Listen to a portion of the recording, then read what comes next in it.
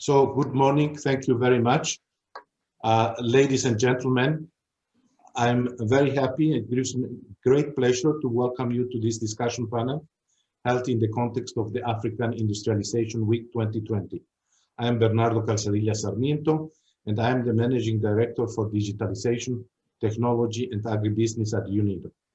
I'm very delighted to bring to you this high-level panel today, which will reflect upon digital transformation in action, developing the fourth industrial revolution in Africa in association with our partners, UNECA and the African Union. Central to this discussion are the African Union's digitalization strategy for Africa 2020-2030, as well as the interlocking strategies such as our UDA NEPAD's development knowledge series focusing on digitalization. UNIDO has also been active in this field recently through its strategy for digitalization and COVID recovery. Before I introduce our distinguished panel, allow me to briefly remark upon the background for digitalization. From the previous high-level panel discussion, we gained some relevant inputs on the role of the multilateral system, of the multilateral organization in stimulating appropriate digital policies. Central to these efforts are the creation of digital policy frameworks, regional cooperation, and multi-stakeholder partnerships, dedicated funding streams, and enhancement of digital infrastructure. Globally, for several years, digital manufacturing technologies have been disrupting the industrial landscape with 3D printing, AI, advanced robotics, IoT, blockchain, inter alia. This transition to a digital manufacturing presents us with a lot of opportunities to increase the efficiency and safety of our industrial production, to move forwards to a circular economy, and to create even new industrial sectors with new employment opportunities. The deployment of this innovation also carries huge potential for achieving the 2030 agenda. A recent study calculated that the application of AI alone can help us to address 134 of the 169 SDGs targets. As we know, however, there are also a lot of challenges and hazards that we must work against. Hazards of increasing the digital divide, of potential automation of labor, and of reshoring of capital from developing countries. Globally, the digital divide is as wide as ever. UNIDO report found that 70% of exports associated with digital technologies are concentrated in 90% of the global patents, while 88 countries of which are in Africa, with no involvement or very little involvement in use or production. We must also act to ensure that some demographics are not further marginalized.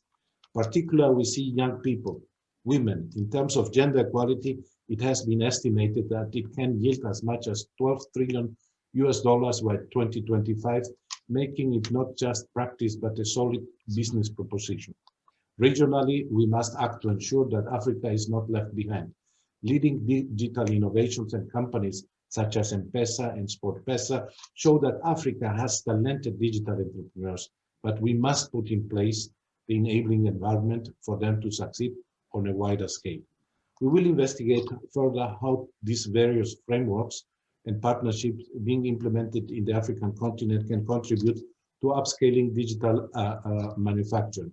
So, well before we start our panel, and let's move to it, we will begin with a keynote of the Secretary of State for Innovation and TVT from Cabo Verde, Mr. Pedro Lopez.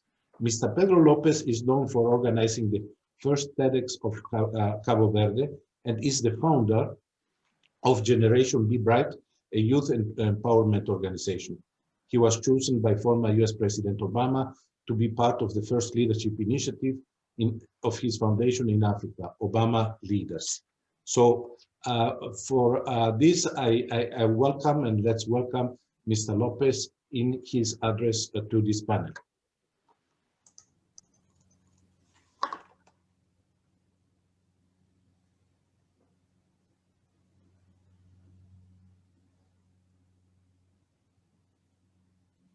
Hello everyone, my name is Pedro Lopes and I have the pleasure to serve my people as Secretary of State for Innovation and Technical Training of the government of Cabo Verde. It's a pleasure to be here in Africa Industrialization Week to address important issues for our continent. I would like to congratulate the organizers for this fantastic event, namely UNIDO, African Union, and United Nations Economic Commissioner for Africa. Thank you for inviting me and for inviting my country. I would like as well to extend my regards to my colleagues of different governments and also leaders of organizations around the world. How can Africa succeed in the fourth industrial revolution? A very important question. We know that the first industrial revolution was made by steam, the second by electricity, third by computing, and the fourth. What are going to be the key features of the fourth industrial revolution? They are still on motion. We're talking about artificial intelligence, we're talking about cloud computing, robotics, 3D printing, virtual reality, augmented reality, accelerating digitalization. It's very, very important. So what are the assets that we Africans have for this fourth industrial revolution? First of all, the youth. We are a very young continent, and the will of the youth to change how things are going to be essential for the fourth industrial revolution. Then flexibility and resilience of Africans. And third, I think in Africa we are very good at creating creative solutions for our challenges because we have a lot of them. And also, I think it's essential and to think that in 10 years, 1 in 5 people in the world will be from the African continent. Where we can improve, what we have to do, I think it's important to think about how to educate our young people. It's essential. We need to close the educational gap that we have here in Africa. We need to bet more in science, technology, engineers, arts and maths. We need to prepare our young people for the future. We need also to improve our soft skills. Critical thinking will be very important. Communication, collaboration will be essential, and creative thinking, learning how to adapt. These tools will be very important for the future. And we believe that Africa will be the continent of the future. But we need to act now. It's important to think in 20 years, in 2040, how it will be the skills of a child that is born today. How can we prepare them for the future? I think it's essential to think about it now, and we need to address these issues and to think, how can Africa leapfrog? How can we prepare our young people to use innovation to have and build a better continent? After talking about all of this, I would like to tell you what we are doing here in Cabo Verde. We believe and we are a country that always bet on human capital. We face severe challenges like scarcity of water. We are in the middle of the Atlantic, and we don't have natural resources. So we always bet everything on our people.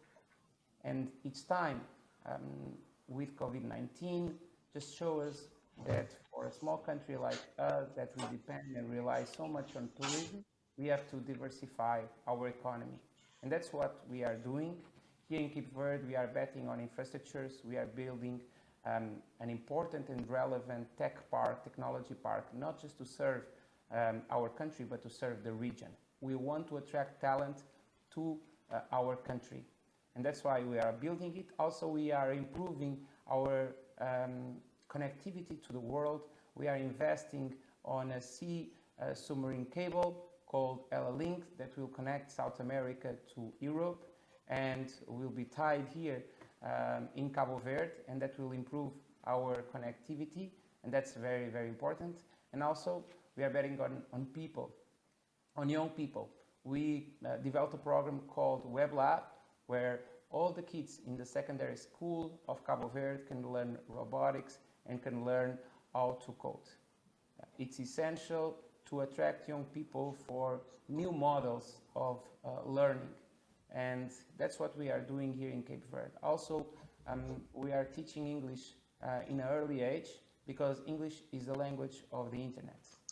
And we develop other programs to bet on human capital. We created a program called Cabo Verde Digital. It's a program to support our digital entrepreneurship ecosystem. We gather the will of universities, NGOs, the government, and the will of young people to be together and to be on the same page.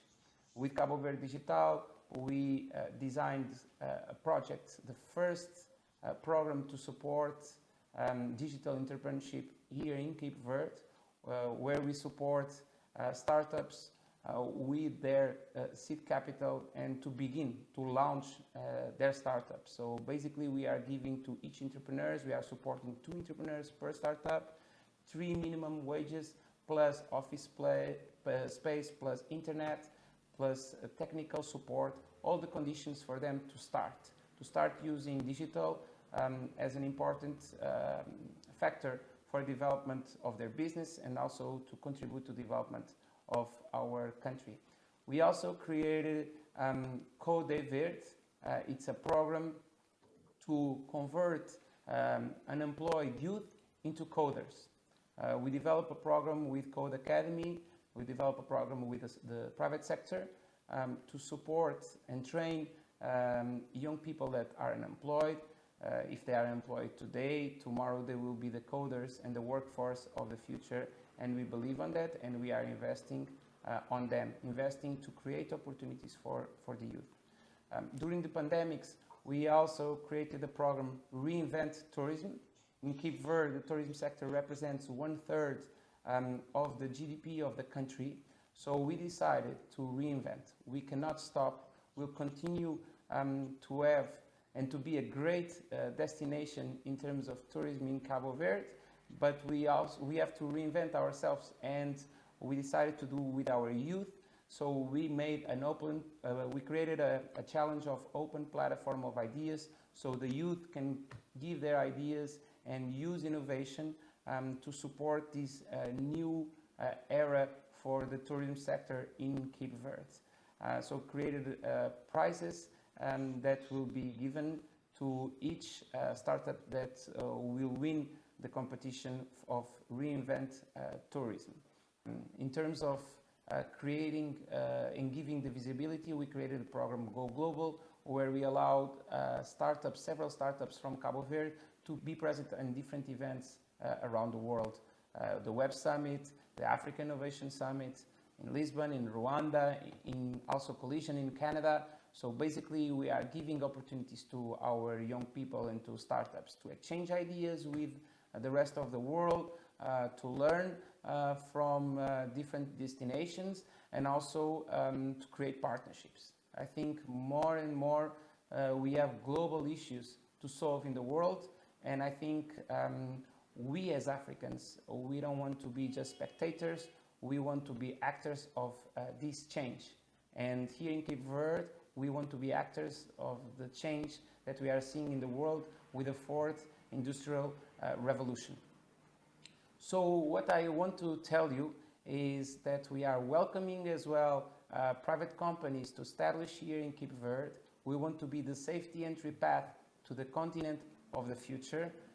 We are preparing our workforce to work in your companies. We are preparing our young people to be part of the revolution, not just work for multinationals, but also creating their own multinational companies here from Cabo Verde.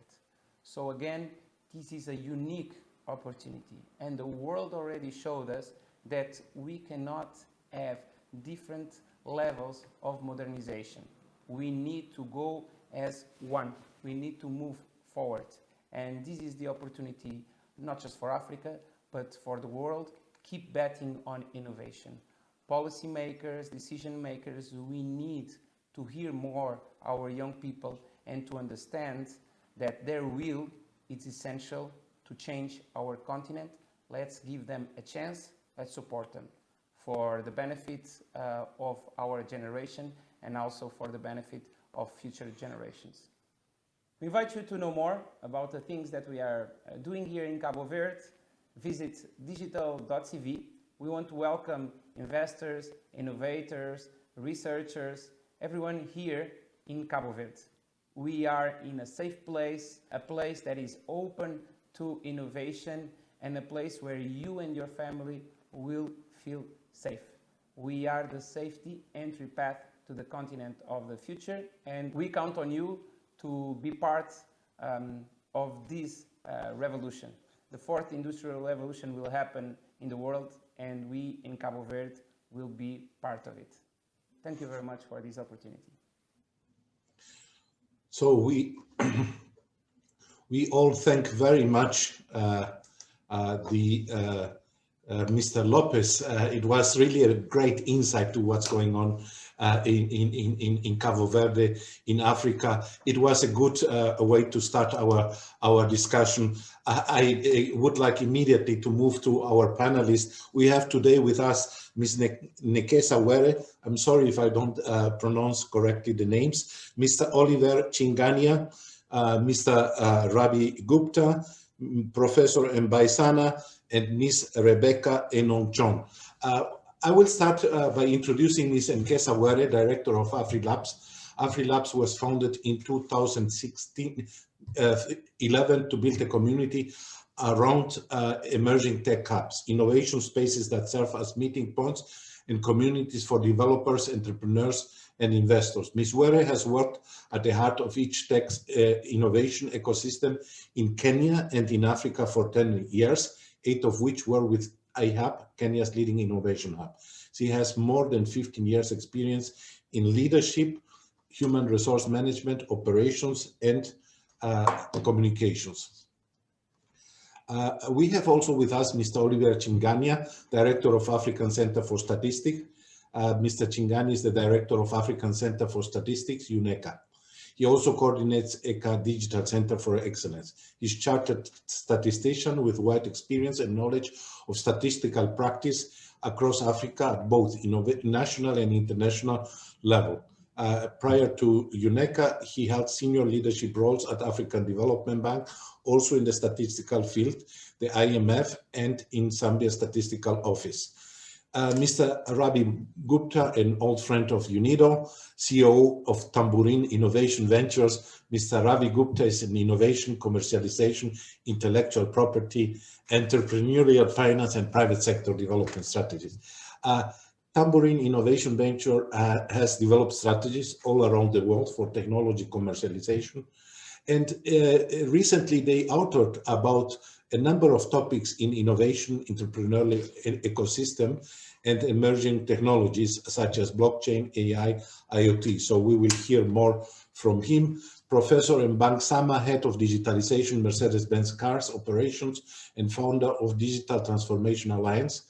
Professor Sama is a mentor in the area of digital leadership, digital transformation, and agile organizations forms, covering agile mindset and agile working methods. In his free time, he is founding promoter of the Association Digital Transformation Alliance. We have, last but not least, Ms. Rebecca Enonchon as the founder of CEO of Upstack, a leading global provider of enterprise application solutions. She is co-founder of IO Space, inclusive co-working space in Washington, D.C. area. She is a board chair of AfriLabs, a Pan-African network of over 200 innovation centers supporting 1 million entrepreneurs in Africa. She chairs Active Space, supporting entrepreneurs from these 3 hubs in Cameroon. She also sits in the board of Venture Capital for Africa, of Digital Africa, the Africa Media Initiative, NS Education, Suguba, and UNECA Center for Digital Excellence. I think without further ado, we want to hear from this excellent panel that we have today. Ms. Were, I would like to ask you, you have so much experience in terms of establishing these digital hubs in Africa. What measures are necessary to upscale hubs, tech clusters of the continent? What are the major barriers at this point in time? The floor is yours. Thank you, and it's an absolute pleasure to be part of this panel today. So there's several challenges. I'd really like to just focus on one, which I think for me would be the major one, the major barrier for a lot of hubs and by extension, the entrepreneurs that they serve. And this barrier is opportunity. Yeah. For a lot of our governments or a lot of our countries, the government would be the largest purchaser of tech solutions. And this becomes a major barrier because when they're looking for people to manage the big contracts, they more often than not will not be looking at our hubs or our tech clusters. I feel that it's time that our governments begin to take very calculated, very well-defined risks with their own innovators. It's a situation where there isn't new money being asked for, but we are asking that the money currently being spent be spent on local innovators. With the pandemic that we're currently going through, I think the one thing that has become clear is that local innovators can build solutions for their economies and can build incredible solutions, world-class solutions. And so all we're asking is that the governments begin to think about different ways of spending the money that they have to spend on technology, and basically give the hubs and their innovators opportunities to implement. It's one of those chicken and egg stories. Do we wait for hubs to get large contract from some place to prove that they're able to deliver on these large contracts before government will pay attention to them? Or do we create a solution or an environment where government can pay attention to these hubs, enabling them to develop these solutions and then proving that they're able to compete on a global scale? I think nothing inspires Africans more than African success stories. And the easiest place, the place that you're more likely to find these success stories is within the innovation community that's housed by these hubs. And so I feel that if we can figure out how to break that barrier, how to enable some agile governance that enables governments to work more closely with hubs and tech clusters, then we'll be on our way to developing a lot bigger, a lot more impactful solutions for the continent. Over. Thank you so much. Great. Let's move on. Mr. Chingania, you are also in charge of the Economic Commission's Africa Center for Excellence for Digital Identity, Trade and Economy. What is the potential that digital technology and innovation have to promote Africa's integration and support the implementation of the Continental Free Trade Agreement? Now, thank you very much for really being part of this panel. Please call me Bernardo. Huh? Call me Bernardo. Sorry. Yeah. Go ahead. I hope you're able to hear me. Thank you. Yeah. Now, first of all, let me just say that the digital technology and innovation really are very key in the promoting integration on the continent, as you've rightly said, and also by the speaker from Cape Verde. What we see now is the digitalization is stimulating job creation and contributing to addressing poverty, reducing inequality, facilitating the delivery of goods and services, as well as contributing really to what one would call, the Agenda 2030, as well as the Agenda 2063. And therefore, I think that mainstreaming digitalization or digitalization itself will be a critical driving force in the innovative growth on the continent, and must be really at the top of the agenda for the leaders on the continent.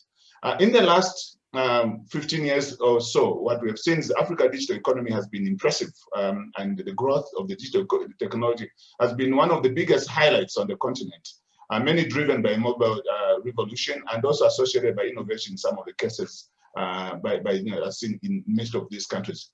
But what we also see that many African countries and regional organizations are putting policies, strategies, regulations in place to take advantage of the opportunities that present themselves around digitization.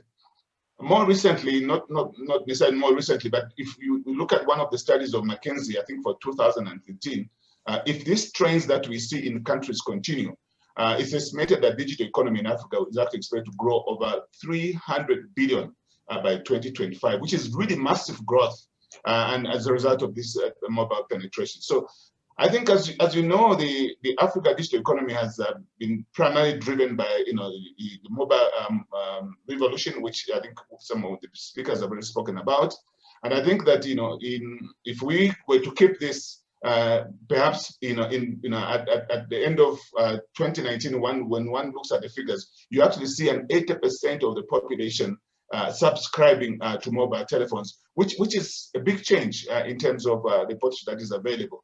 And the mobile economy contribution to GDP, for instance, is about 7.6% of GDP, roughly around 214 billion overall to the GDP contribution at the end of this year.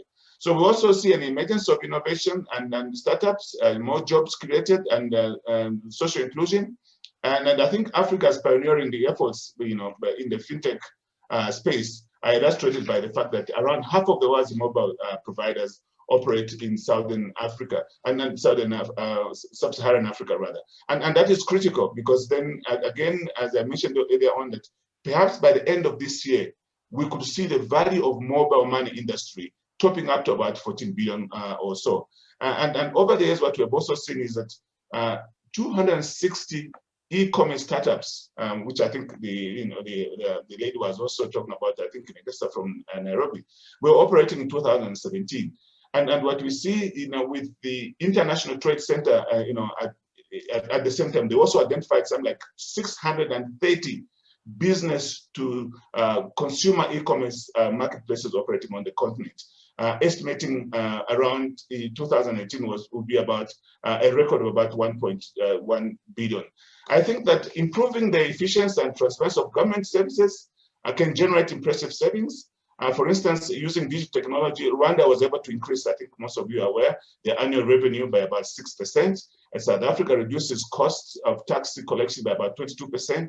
And I think by shortening the time of needed to open business using commerce platforms, countries such as Mauritania, Rwanda, Senegal have been able to foster growth in the small as well in medium enterprises. So the key, I think, as we've seen under COVID-19, digital solutions have continued to really play a major role in enhancing trade, particularly cross-border trade, in ensuring that they are able to pass goods and services across a border. So I think that there is a lot of potential on the continent, but governments will have to invest a little bit more resources to make these things happen. So I think I'll leave it there for now, perhaps wait for some questions. Thank you so much. Excellent, excellent. You really, I would say, visualized with a lot of figures the great potential.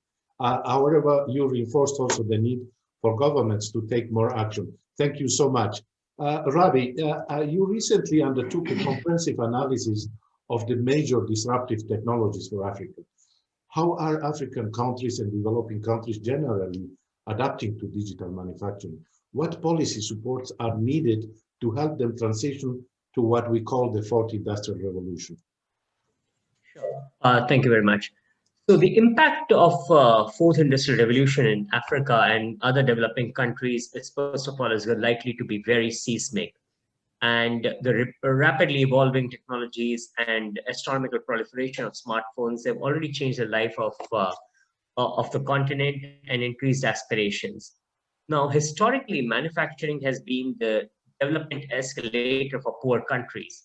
But now there are labor substituting effects of automation which threaten Africa's ability to leverage manufacturing for job creation, as the emerging Asian countries did in the second half of the 20th century. Now, this will drastically change the process of development.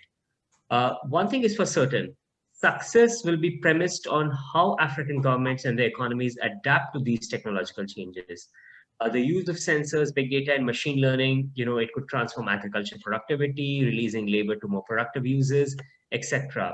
And AI could lead to more personalized learning platforms that could transform literacy and numeracy outcomes. But these have been plagued by, and these in the past have been plagued by poor learning outcomes despite increases in enrollment. So there are two policy options and recommendations. One of them is, or two choices rather. One of them could be that, governments embrace automation and opportunities of the fourth industrial revolution. The other could be that they try to manage the impact of automation by focusing on traditional pathways for development. In fact, the recent World Bank report was talked about how traditional manufacturing is no longer the way to escape poverty and create economic development. Now, the two policies, that is embracing or managing automation, are certainly not mutually exclusive. And each country will have to make its policy choices based on unique economic, demographic, and political conditions and development plans. But having said that, some of the salient uh, some of the salient measures that they could take would be to set a clear overarching policy framework, which is based on shared vision of inclusive growth, encouraging variation and not be constrained by planning, and establishing a learning ecosystem, because as innovation occurs, the governments must be able to identify successes as well as certain policy measures that were stifling innovation. So constantly learning from experimentation, that would be critical. Thank you so much, Mr. Gupta. And let's hear a bit from the private sector. We have Mr. Professor Mgyan Sama today with us, automotive sector, firm level innovation. Would you kindly share a bit the experience of implementing digitalization at the firm level? How is the automotive industry adapting to the automotive industry, especially in the African context? The floor is yours, Mr. Sama. Yeah, thank you very much for this opportunity. So let me make first an observation. I'm very convinced, or let's do so. The automotive industry is one of the area which is facing the full range of digital transformation. Almost all technologies are covered. So AI, robotics, digital twin, and so on. Almost also all value chain are addressed: finance, marketing, R&D, and so on and so on. So we are forced to reinvent ourselves because, first of all, we have new competitors, we have disruption, we have a lot of challenge, climate change, and the new customer expectation. So one of the key points is to start a process to reinvent yourself. First, second, also to invest in agility, to reorganize yourself, to invest in innovation, and very good also to make, let's say, big cooperation, because you cannot develop, you cannot change a lot of things yourself. These are key, and also to invest in workforce, because you need people that are able to drive this change. This is what we are doing, and we can see a lot of results. You see now a lot of autonomous electric cars and so on. And another part is that we are also changing the way we see our products, moving from car makers to mobility creators. So this is a big and huge change. And by doing so, we are reshaping also areas that are not our, let's say, core areas, like cities, because if we have autonomous driving, we need cities that are also intelligent, so that our cars can communicate with this environment. So there are a lot of things. Another topic is also having, let's say, the ground to invest in raw material production in order to address all the legal and also environment issues. So there are a lot that is being doing in that direction. And I think for Africa that will be a great opportunity, because the field of electric vehicle opened the doors for another kind of mobility, for social equity, and so on and so on. So the expertise is available, and if we have an environment that will, let's say, promote investment, joint ventures that will give us the necessary, let's say, drive to implement mobility solution in Africa. So thank you so much, and it becomes so clear that in a more developed sector such as the automotive sector, even in the African continent where some limitations may happen, the potential to exploit the full exploitation of the different digital technologies are there. I think that we have to really be vigilant also of the different complexity of the sectors. Let's move back to the young people again, or the startups, the innovation hubs. Rebecca Enonchon, you have wide experience in this regard, establishing these innovation hubs. How can we create this sort of government buy-in, pairing initiative, multi-stakeholder partnerships to proper digitalization, especially in the African context, obviously? Thank you. Rebecca. Thank you so much. Thank you so much for that introduction, and I'm so glad that so many of the panelists before me spoke about the opportunity and the potential that digital has for the African economy. So that I don't have to repeat that. I think we all agree that this is a game changer and can be a game changer. So we really saw what happened with mobile and how mobile completely transformed the continent.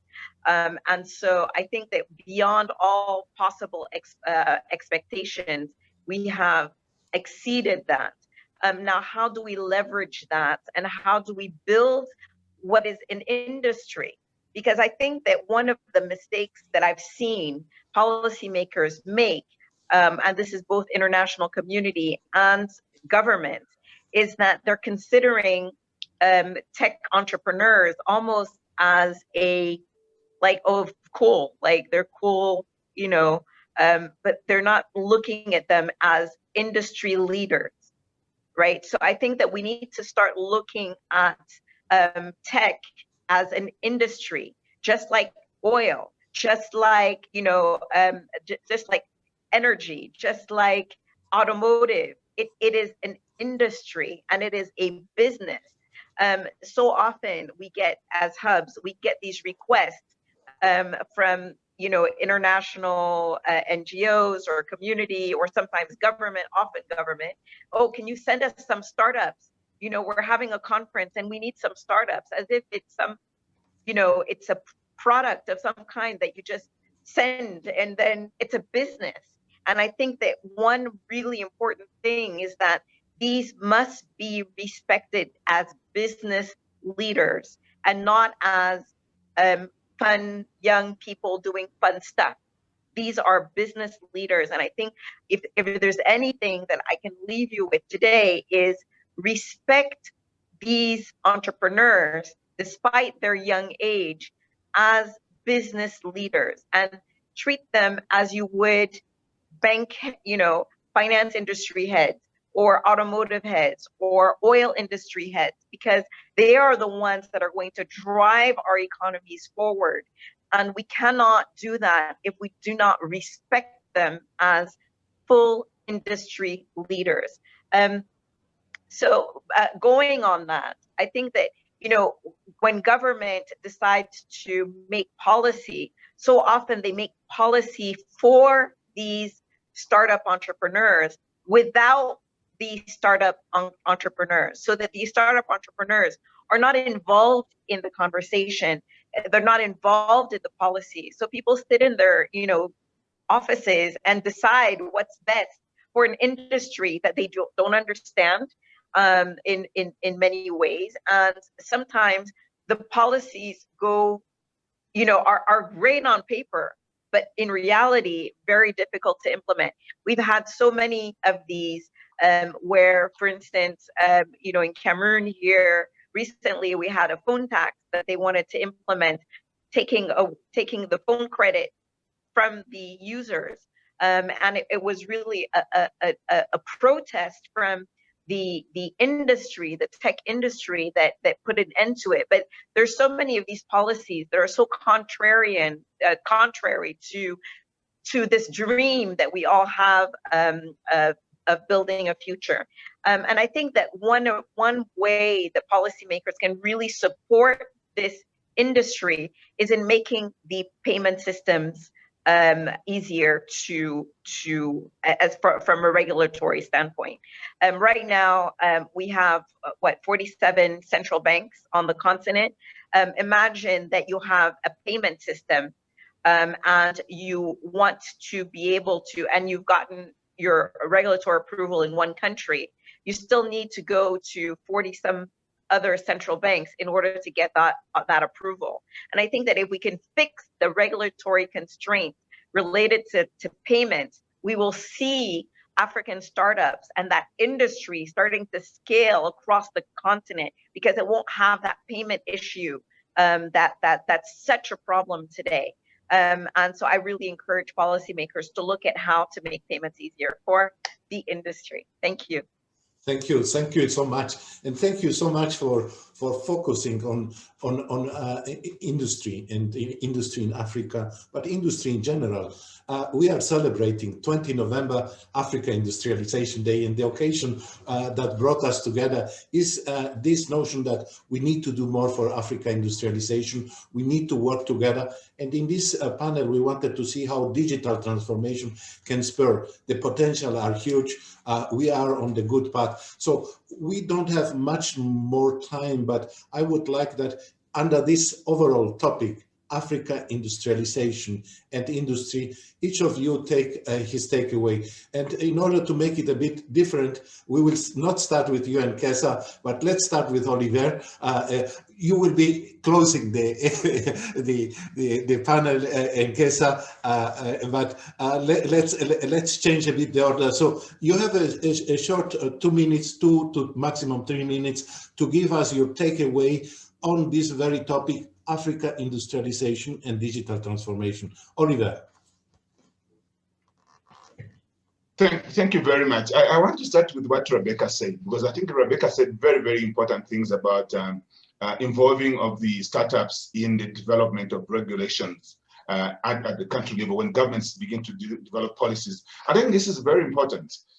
She talked about making decisions in the absence of the people that need it. I think it is wrong. I think that is something that needs to be changed. That when we develop these regulatory frameworks, the policies that needs to be put in place, let those people that are involved be part of that discussion, because they know what is required. They know what is needed.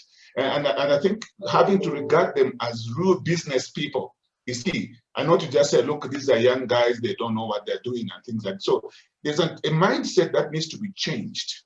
And I think the fourth industrial revolution should be able to determine who is supposed to be part and come to the table. So I think my takeaway is really that if we want Africa to change, we have to mainstream digitalization in all processes. There's no exception at all. And it is the payments. And so the people at the forefront is the governments, but they cannot run the business on their own. They need the private sector.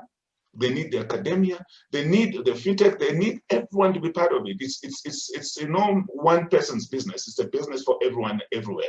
So that I would leave it there. Thank you very much. Okay, thank you very much. Professor Sama, the automotive sector, the industry sector par excellence for absorbing this new technology. Your take, please. You are muted. Yes. Yeah, thank you very much. Indeed, the experience in the automotive industry give me personally a lot of background how to implement Industry 4.0, 4.0 in the concrete areas. So first observation, we are called least development countries or developing countries. So a key point is development. And if we want the development, then we have to produce. This is a key point. Producing means developing industries, production industry, manufacturing industries. This is key. So we need an environment to be able to transform, to manufacture, and to produce our raw products to finished product. This is key. If we are not able to do that, then it will be very, very hard to get to the next level of the development. So this is key. And one of the solutions that will that will help us is to introduce what we call digital readiness index, to give a clear orientation to the industries, how to get to the next level. What are the prerequisites? What should be done in order to reach the next level? Another point will be to say that to introduce what we have here in Europe, so EU funded projects. So that will simulate cross-industry collaboration to innovate, to do projects together in order to create, to customize technologies, to invest in manufacturing. We need advanced skills in education, production engineering, for example, manufacturing engineering, because we have to manufacture. If we only focus on software, that is good, but only software will not get us to the next level. We need also a mix of software and hardware to create machines that we transform, let's say, tomatoes to a finished product. This is very, very key. And we have a lot of, let's say, from my point of view, a lot of strategies, a lot of policies. Let's make a concrete action plan, how to get there by involving, as you said, experts who knows exactly what those digitalization technologies means, not only ICTs, but digitalization, and according with, let's say, manufacturing technologies. Industry are very keys to develop our country. Thank you so much. Mr. Gupta, are you still with us? Otherwise, yes, I am. Yeah. So we will take Mr. Gupta, then give an opportunity to Rebecca again. And we have said that Ms. Nkesa Ware started, and we would like her to have the final word on this wonderful panel. So Ravi, the floor is yours. Okay. So you want me to give closing comments? You have 2 or 3 minutes to make this linkage, because okay. we have still 10 minutes to go, more or less. So you have 2 or 3 minutes for your takeaway.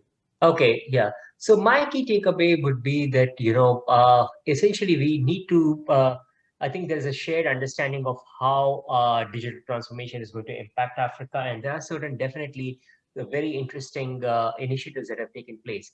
But I think since this is a UNIDO forum, I think we should now talk a lot more about implementation of digital strategy for Africa, and also about multilateral cooperation that can play a role in addressing some of these challenges, So since a lot of lower income countries cannot share the burden of creating super fast, reliable, affordable connectivity, especially for the bottom 3 billion who reside in Africa, African governments themselves cannot shoulder this responsibility. So the urgency of this investment cannot be stressed enough. An international community would have to help invest and look for, explore innovative financing agreements with experimentation in emerging technologies. And the fourth industrial revolution will also require African governments to apply a digital lens to their socio-economic development problems. And the governments also need to create digital framework because some of the challenges, policy challenges of regulation of emerging technologies are very novel, and even developed countries haven't been able to successfully address those. So it's important that if African governments put up the regulatory mechanism that will not only help unleash fourth industrial revolution, but also able to address some of the downsides of these emerging technologies. Also, governments could attempt to create a common, African governments could try to create a common or single digital market. And whether it is championed by one government or tabled at the African Union, a digital single market can offer a lot of market attractive opportunities for domestic and international entrepreneurs. And in terms of external support, I think tech firms, entrepreneurial corporates, and impact funds could engage in policies that require experimentation, and traditional donors could engage in policies that require systemic change, which can be committed over a long period of time. And obviously, one has to be very cautious and astute when we engage in politically complex policy areas. For example, some of these technologies, like we saw in with Facebook, etc., can be used for political manipulation. So we have to be very mindful of that as well. And on the last note, 4IR doesn't mean an end to development. It means a more innovative and experimental journey for policymakers and governments who will have to let go of detailed planning and be prepared to try to try to learn and adapt, because the path to the future economy is there, but governments will have to take that first step. Thank you so much, Mr. Gupta. Moving to implementation, fundamental, through investment, regulation, single market. Rebecca, we would like to hear from you, and eventually, if we keep being a very disciplined panel, we will be able to take one or another question from the audience. Rebecca. So I'm not going to be very long. I can't imagine that you would have you would design policies for the energy sector, or let's say the construction sector, without consulting Dangote Cement, for instance. But so often we do find that policymakers will consult in Africa. I'm saying African policymakers, when they want to talk to the private sector, they will call Microsoft, they will call Cisco, they will call all of these foreign companies to come and tell them how to develop policies for the continent. Or Alibaba, for instance, we've seen that very often, but not consulting the actual African entrepreneurs. So we really need to think about, are we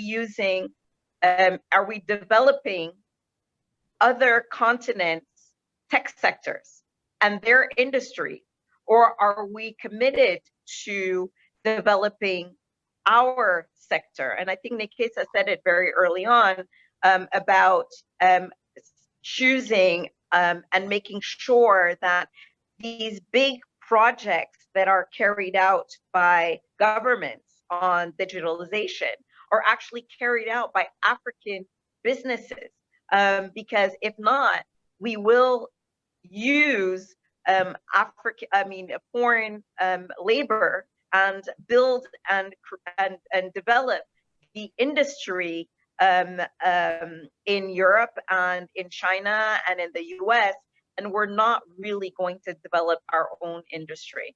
And so those are the words that I would leave you with today. Thank you so much, Rebecca. Thank you for this passion. As a matter of fact, I have a question for you on the relation with rural and resettled communities, but I will prefer to first give the floor to Ms. Were, and if we have time, we will revert to you. Nkesa, please, you have the final. The final round, the final statement in this round, please. Thank you, Bernardo. What I'd like to say is that we need to also focus on democratization of innovation. And what I mean by this, so for example, I'm based in Nairobi, Kenya, and we are known as one of the hubs for startups for innovation. But that you couldn't honestly say that to be true the moment you step out of Nairobi, 3-4 hours outside of Nairobi. And so I think a key role that we all need to focus on now is how do we ensure that digitization, industrialization is also happening outside of the major cities. The good news is that there's already incredible organizations making sure that this works. Within the innovation space, there's associations and networks of hubs. We have the Association of Startups in Kenya. We have the Innovation Support Network in Nigeria, the Ghana Hubs network in Ghana, and so many of them. I mean, there's so many of them cropping up all over the place, and they're focused on ensuring some form of equality around resources, around information that enables innovators to begin to build solutions. And so when we talk about industrialization and digitization, we want to think about breadth and depth as well. So yes, for sure, we want for our innovators that we currently know and understand to be able to build solutions that have impact, but also we want the breadth. And so we want those kinds of innovators to be available even outside of the major cities. Over. Thank you so much. And I believe that because we have the message that we will not be able to go beyond time, I will go to the conclusion. The questions from the audience will be replied in writing. And we had a wonderful panel. I always think when we are getting into the real discussions, we are reminded that time is over. It was a wonderful panel. It was a very good insights from all our panelists, a reflective discussion on the role of digitalization. And thank you for bringing this strong link to industrialization, for inclusive, gender responsive, sustainable industrialization. This certainly has to be seen in the light of African Union's digitalization strategy for Africa. We had also some elements of the regional perspective to this. We had a very good discussion about the strengthening of the national innovation system, clustering, building the regulatory system. We could have heard more about skills, strong support. We heard it from the Minister of Cabo Verde, nevertheless. And we have been talking also of digital infrastructure.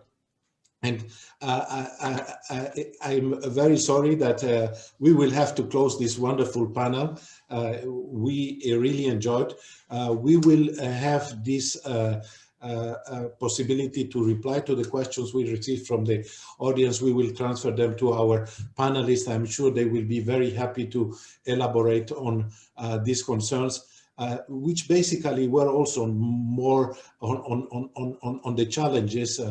I think it was a very positive and positive looking panel, and I share the tone of the panel to see digital transformation is on the opportunity side. We know that there are challenges, but the challenges are for the governments to play an important role, to create, it was mentioned, these partnerships with the private sector, to create these multi-stakeholder alliances, and also, last but not least, to have also an engagement from the multilateral system at a higher level to help to shape these frameworks. I think that we know digital frameworks are everywhere still under making, and we would like to support this. And this is something where I'm sure we'll need to continue collaboration with UNECA and with this wonderful panel.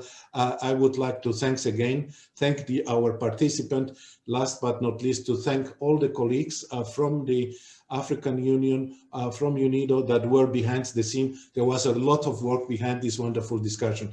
Thank you so much. And with that, our